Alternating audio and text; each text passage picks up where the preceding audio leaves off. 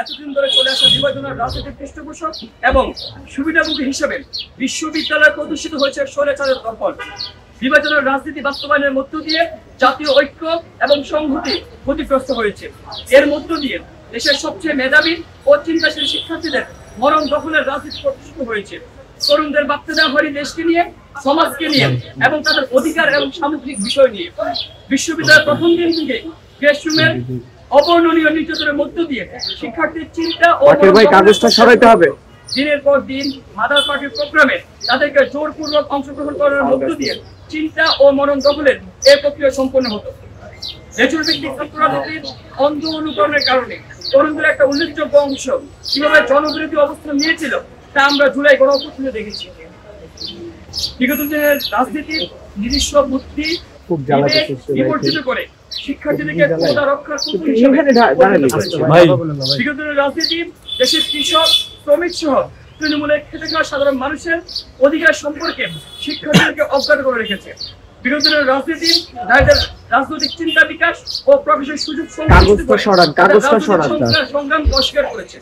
বিগত দিনের রাজনীতি ছাত্র রাজনীতিকে আদর্শিক বাইনারির মধ্যে আবদ্ধ করে রেখেছে। সাংবাদিক বিন্দু, বিগত দিনের রাজনীতি তৈরি করেছে একটি মেরুদণ্ডহীন শিক্ষক সমাজ এবং বঙ্গু শিক্ষা ব্যবস্থা। এই শিক্ষা ব্যবস্থায় ক্ষমতার বাটবাটোয়ার আড়ালে চাপা গেছেন শিক্ষার্থীদের মৌলিক চাহিদা এবং তাদের সাধারণ চাওয়া পাওয়ার কথা।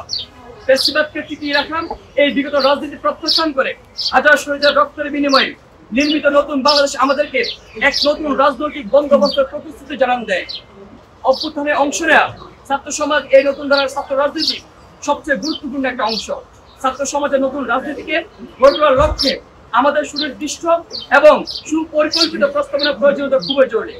এই যে জুলাই অভ্যুত্থানে আমরা ছাত্ররাই অভ্যুত্থান করেছি, দেখা যাচ্ছে যে জুলাই অভ্যুত্থানে বিগত ফ্যাসিস্ট আমলে যারা বিভিন্ন সময় বিভিন্ন অ্যাক্টিভিজম করতো তারা যেমন সোচ্চার ছিল, একই সাথে এই যে ফ্যাসিবাদী যে সিস্টেম সেই সিস্টেমের যাতা কলে পড়ে যারা হলগুলোতে নির্যাতিত হয়েছিল, শিক্ষা প্রতিষ্ঠানগুলোতে নির্যাতিত হয়েছিল বা ছাত্রলীগ যাদেরকে গ্রাস করে রেখেছিল তারাও কিন্তু একই সাথে এই জুলাই বিপ্লবে বা জুলাই অভ্যুত্থানে অংশগ্রহণ করেছে।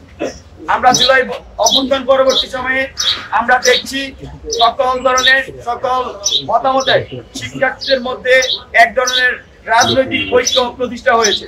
সেই প্রতিষ্ঠাগুলোতে যে বিশ্ববিদ্যালয়গুলোর পর্যায়ে শিক্ষার্থীরা আর কোনো গেস্ট রুম গণরুম কালচার চায় না।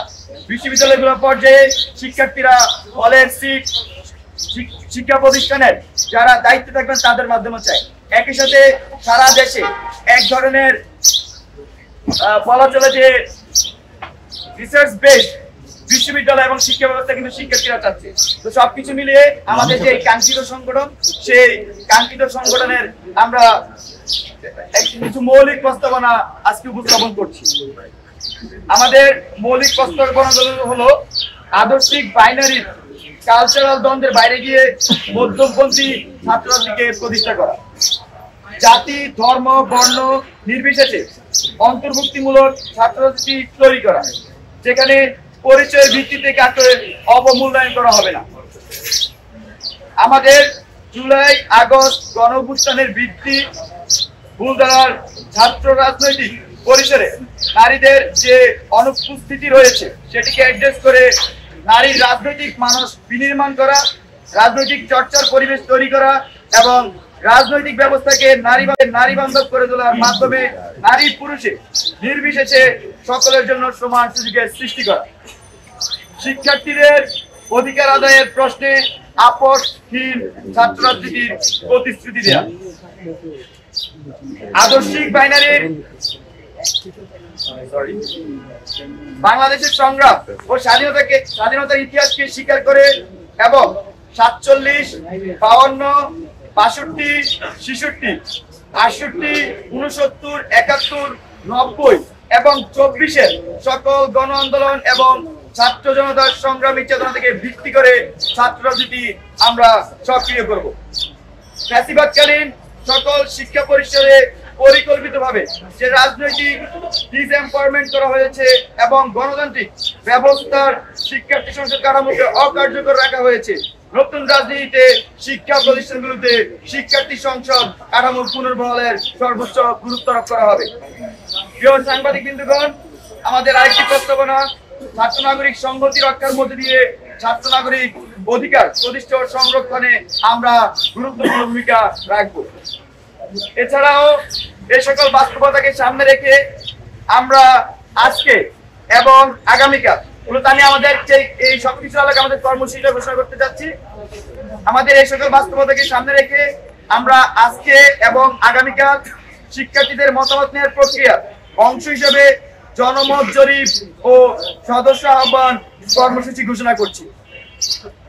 আজকে অনলাইনে এবং আগামীকাল অনলাইন এবং অফলাইনে আমরা ঢাকা বিশ্ববিদ্যালয় সহ বাংলাদেশের বিভিন্ন শিক্ষা প্রতিষ্ঠানে এই কার্যক্রম পরিচালনা করব। বিশেষ করে আমাদের ঢাকা বিশ্ববিদ্যালয়ের টিএসসি, কার্জন, মোকাররম, মোতাহের, কলাভবন, এপিএস সহ জাহাঙ্গীরনগর, জগন্নাথ, তারপর ঢাকা শহরের যে প্রাইভেট বিশ্ববিদ্যালয়গুলো আছে, কলেজগুলো আছে, এছাড়াও আমাদের সারা দেশে যে সকল পাবলিক বিশ্ববিদ্যালয় আছে সবখানে আমাদের এই কার্যক্রম পরিচালিত হবে। আর মাদ্রাসাগুলোতে আমাদের এই কার্যক্রম পরিচালিত হবে। পাশাপাশি আমাদের এই সংগঠনের কয়েকটি বৈশিষ্ট্য আমরা আজকের এই সংবাদ সম্মেলনের মধ্যে উল্লেখ করতে চাই। তার মধ্যে আমাদের এই ছাত্র সংগঠন কখনোই লেজুর ভিত্তি ছাত্র রাজনীতি তারা করবে না।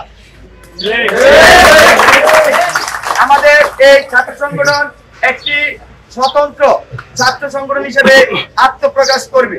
আর আত্মপ্রকাশের যে তারিখ সেটা আমরা এখনো নির্ধারণ করিনি। আমরা এই জনমত জরিপ এবং আমাদের যে চলমান কর্মসূচি, এই কর্মসূচির উপর ভিত্তি করে আমরা আমাদের আত্মপ্রকাশের নির্ধারিত টাইম আপনাদেরকে জানিয়ে দেওয়া হবে। আর আমাদের যে আমরা বলছি লেজুভিত্তিক ছাত্র রাজনীতি আমরা করবো না, তার প্রক্রিয়ার অংশ হিসেবে আমাদের এই ছাত্র সংগঠন বটম টু টপ অ্যাপ্রোচে তাদের নেতৃত্ব বাছাই করবে গণতান্ত্রিক উপায়ে।